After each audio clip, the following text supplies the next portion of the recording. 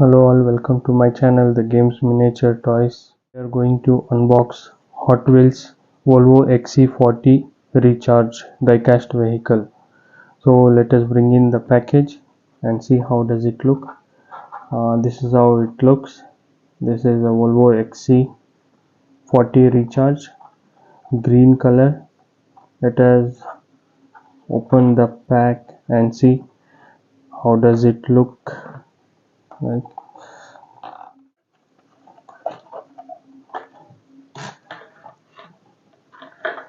This is the car, how it looks after opening from the box. Let us review in detail. So this has a good green color, light green color, you can see on the screen. On top they have given some luggage carrier, I think, and glasses are not transparent. This is fully blacked out. Then you have silver Mac wheel. The tires are plastic. Bottom chassis is plastic. You can see Hot Wheels logo in this, and body is metallic, and front grille is black. Back you can see tail light, accurately designed,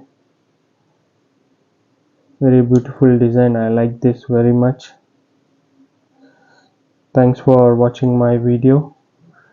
Do like, share, subscribe to my channel. Let us get back to you in the next unboxing video. Until then, bye.